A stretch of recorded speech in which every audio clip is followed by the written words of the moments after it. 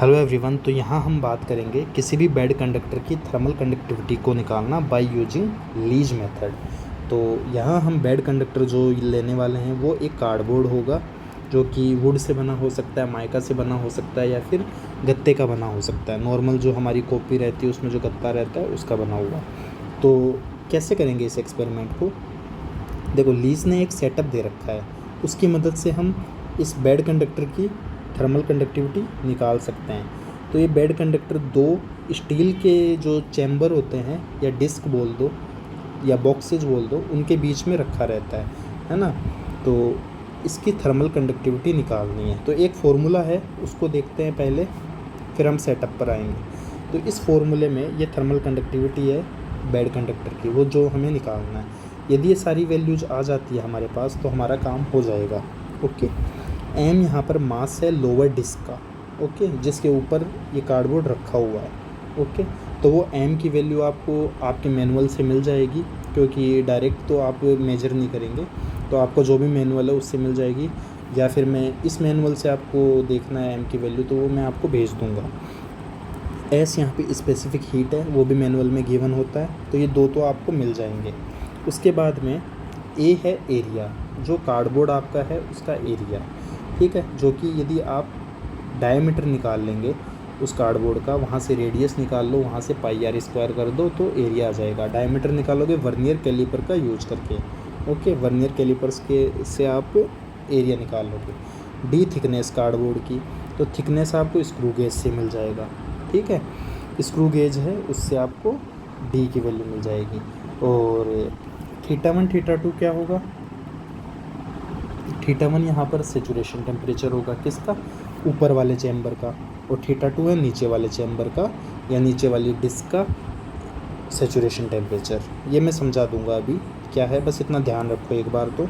और D theta by D T इतना तो पता ही होगा, स्लोप होता है थीटा और टी के बीच का, ठीक है। जैसे जैसे टेम्परेचर बढ़ रहा है वैसे वैसे हमको, सॉरी मैं गलत बोल गया, जैसे जैसे टाइम बढ़ रहा है वैसे वैसे टेम्परेचर में क्या वैल्यू आ रहा है ना, क्या टेम्परेचर में हमको रिजल्ट देखने को मिल रहा है टाइम बढ़ने के साथ, वो हमें मेजर करना है।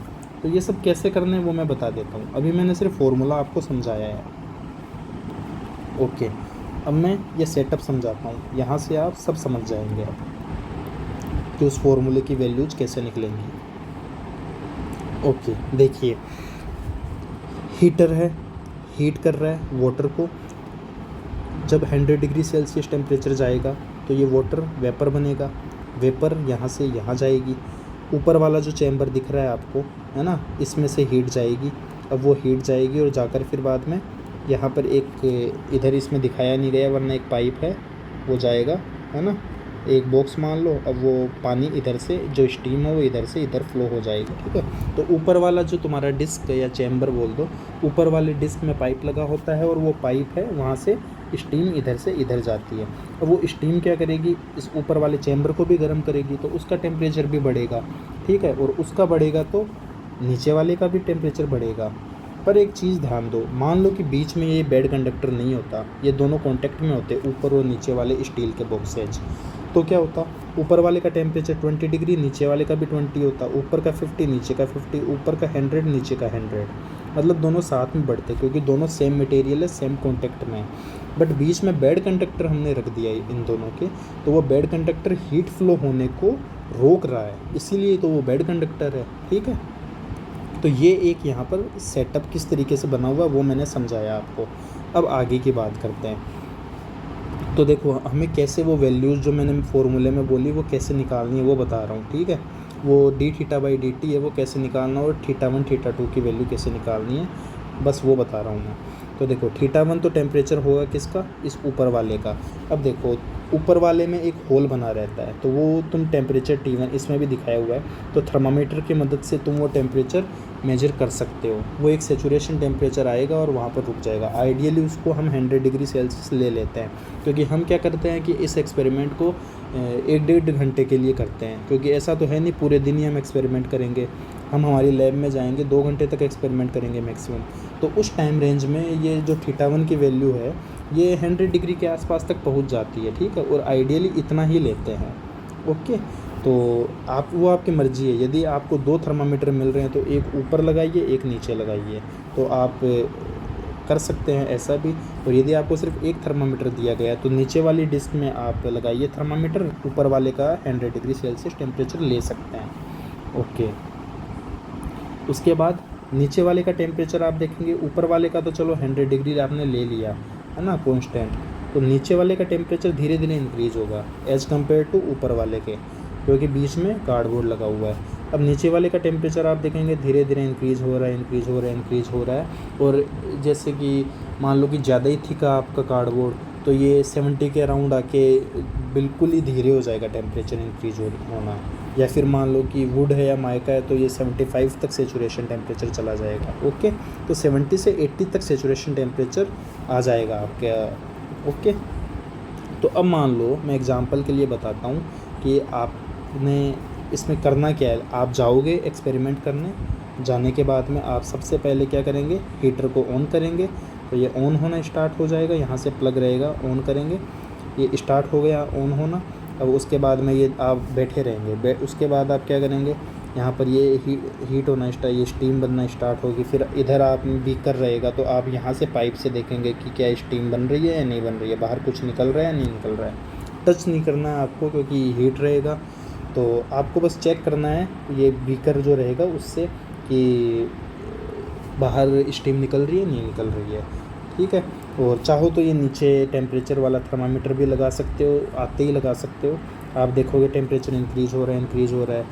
ओके, फिर क्या करना है, फिर आपको वेट करना है कि सेचुरेशन टेम्परेचर कब आएगा। अब मान लो कि आपका सेचुरेशन टेम्परेचर आ गया, मान लेते हैं 70 डिग्री सेल्सियस आपका सेचुरेशन टेम्परेचर है।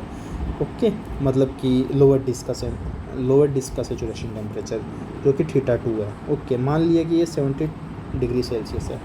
अब मैनुअल में जैसा दे रखा है वैसा मैं बताता हूँ आपको। अब क्या होगा, उस 70 डिग्री सेल्सियस आया और मान लो कि अब टेम्परेचर बढ़ना बंद हो गया है ना, बिल्कुल धीरे हो गया, तो आपने इसको सेचुरेशन माना। अब आप ऊपर वाले चैम्बर को उठाओगे, ऊपर हाथों से उठाओगे और इसको कार्डबोर्ड को निकाल दोगे बाहर, और इन दोनों को कांटेक्ट में लेके आ जाओगे। ठीक है, मतलब इसको बाहर निकाल दो कि दोनों कांटेक्ट में आ गए। अब दोनों कांटेक्ट में, तो आपको पता है टेम्परेचर जल्दी बढ़ेगा, तो 70 से 80 तक तो बहुत जल्दी फास्ट बढ़ जाएगा, है ना। तो बस हमको 10 डिग्री तक टेम्परेचर को इंक्रीज़ करना है, मैनुअल में दे रखा है ये बात। तो आपको क्या करना है, 10 डिग्री तक टेम्परेचर इंक्रीज़ करना है। उसके बाद में सब कुछ ऑफ़ कर देना है, और ये जो ये लगा हुआ है ना ऊपर चैम्बर, इसको आपको रिमूव कर देना, हटा के दूसरी जगह रख देना है। ठीक है, इसको ऐसे करके ये रख देना है दूसरी जगह। तो अब क्या बचा, अब सिर्फ आपका कार्डबोर्ड बचा और साथ में ये डिस्क बची, ये नीचे वाली डिस्क और ऊपर कार्डबोर्ड बचा। बस ये दो चीज़ें बची और आपने स्विच ऑफ कर दिया है। तो अब आपको तो पता ही है, ये जो थर्मामीटर में 80 डिग्री सेल्सियस तक टेम्परेचर गया, 70 से 80 तक गया, अब 80 से अपने आप वो डिक्रीज होगा। तो बस आपको हर 30 सेकेंड में आपको चेक करना है कि कितना टेम्परेचर डिक्रीज हो रहा है। बस ये काम करना आपको, समझ आया। आपको हर 30 सेकेंड में चेक करना है कि कितना टेम्परेचर डिक्रीज हुआ। आप 20 रीडिंग तक ले सकते हैं, है ना। तो जैसे मैनुअल है उसमें तो दे रखा है कितना, मैनुअल में तो यहाँ पर 7 रीडिंग्स दे रखा है, बट अच्छा रिजल्ट पाना है तो आप ज़्यादा रीडिंग ले सकते हैं, 10, 15, 20, जितना भी आपको बताया जाए आपकी लैब में उतना आप ले सकते हैं। ये मैं बात कर रहा था, देखो mass of lower disc, specific heat, तो ये सब गिवन है ना। तो अब सबका अलग अलग सेटअप होता है, तो सबके लिए लोअर डिस्क की वैल्यू अलग अलग होगी वेट की, है ना। तो वो आप अपने लैब इंचार्ज से किसी से भी पूछ सकते हैं कि कितना ये वैल्यूज हमको लेना है। ओके, और यदि कोई आपको नहीं पता चले तो आप मैनुअल से ले सकते हैं, किसी भी मैनुअल से, और तो क्या कर सकते हैं। अब आगे मैं बताता हूँ। तो आपको ये टेबल बनानी है, ठीक है। हर 30 सेकेंड में 0.5 मिनट, मतलब हर 30 सेकेंड में आपको कितना टेम्परेचर डिक्रीज हो रहा है वो देखना है ना। यहाँ पर मान लो 80 डिग्री सेल्सियस है, मतलब θ2 की वैल्यू 70 डिग्री सेल्सियस आ जाएगी। ठीक है, तो मैंने θ2 की वैल्यू बता दी। θ1 की वैल्यू 100 डिग्री सेल्सियस लेना है, कांस्टेंट लेना है। और यदि आपके पास 2 थर्मामीटर है तो फिर θ1 की वैल्यू भी आप चेक कर सकते हो, अराउंड 95 डिग्री सेल्सियस आ जाएगी ज़्यादा से ज़्यादा, या फिर 100। यदि थर्मामीटर में आपके ज़्यादा स्केल है तो फिर 105 तक आ जाएगा, और तो क्या होगा, यही होगा। चलो मैं आगे बात करता हूँ अब। इसके बाद आपको क्या करना है, इसके बाद आपको पहली टेबल बनाने के बाद टेबल 2 टेबल 3 ये बनाना है, ठीक है। अब टेबल 2 टेबल 3 बनाना है, तो क्या है ये टेबल, ये यहाँ पर कुल मिला के जो मैंने आपको बताया था ना कि ये जो फॉर्मूला दे रखा है, तो इसमें ये वैल्यू आ गई, ये वैल्यू आ गई, ये वैल्यू आ गई, ये वैल्यू आ गई, और ये उस टेबल से पहली वाली टेबल से आ जाएगा, टी और टी थीटा के बीच की।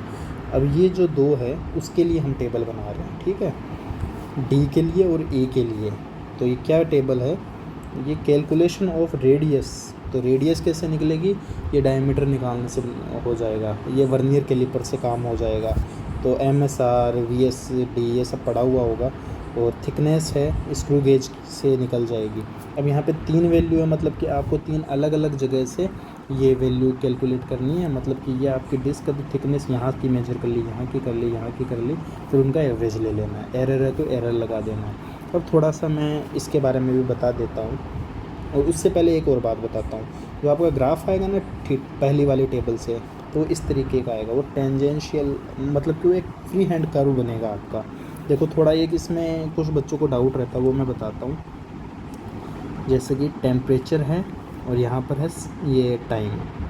तो यहाँ पे सबसे पहले आपको जो आपका डाटा आया है टाइम के साथ में ये टेम्परेचर है वो कितना डिक्रीज हो रहा है, तो सबसे पहले आपको डाटा पॉइंट्स बना लेना है, ठीक है। ओके। अब कुछ बच्चे गलती क्या करते हैं, वो गलती करते हैं कि वो इन डाटा पॉइंट्स को मिलाने लग जाते हैं ऐसे ऐसे करके, तो वो गलत है, ठीक है। ये ग्राफ इस तरीके से नहीं बनेगा। इस ग्राफ को बनाने के लिए सबसे पहले जैसे मान लो आपने डाटा पॉइंट्स ले लिए, तो आपको फ्री हैंड कर्व बनाना है, ठीक है। इस तरीके से बना दिया। कुछ डाटा पॉइंट्स है वो इसके इर्द गिर्द रहेंगे, तो कुछ डाटा पॉइंट्स इसके ऊपर से जाएंगे।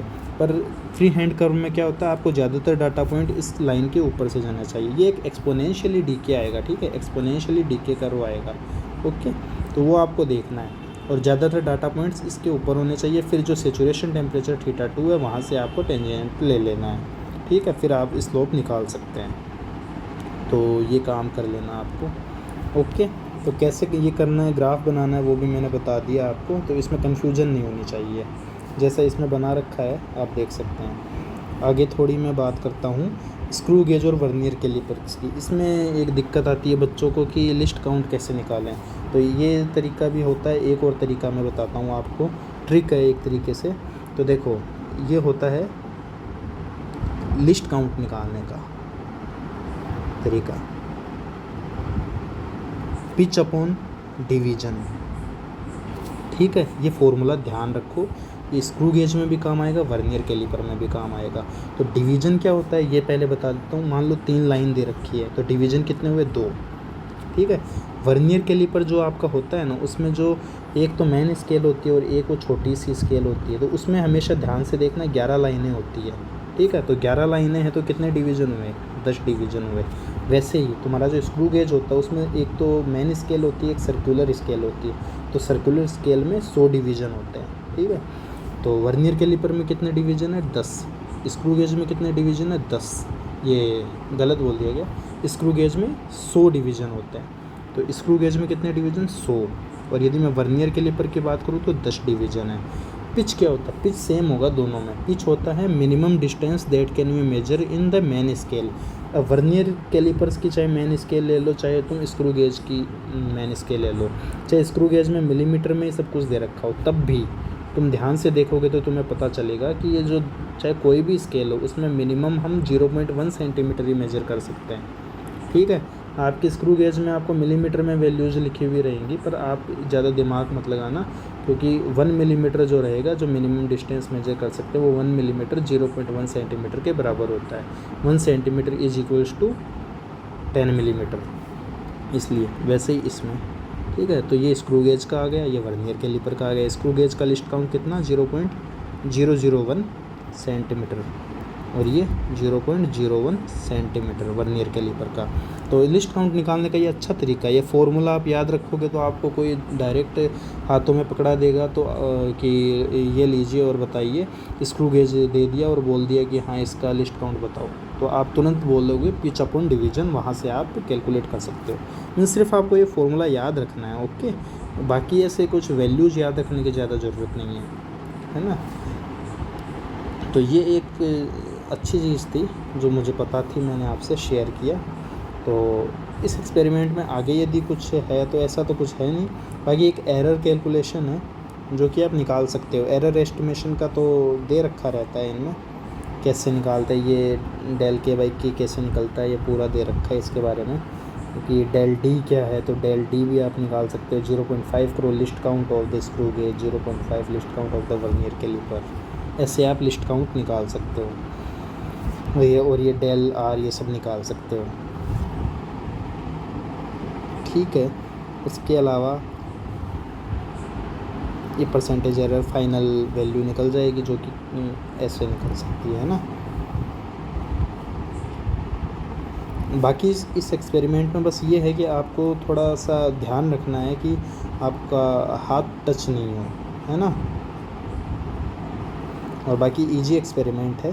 तो बस to determine the thermal conductivity of the bad conductor, और एपरेटस इसमें ये thermometer, vernier calliper, screw gauge, बाकी ये सब तो हीटर वगैरह तो दे के रखते हैं। स्पेसिमेन वही आपका कार्डबोर्ड, और ये लीज एपरेटस ये सब है। ओके, तो मुझे लगता है आपको ये समझ में आया होगा। तो थैंक यू वेरी मच।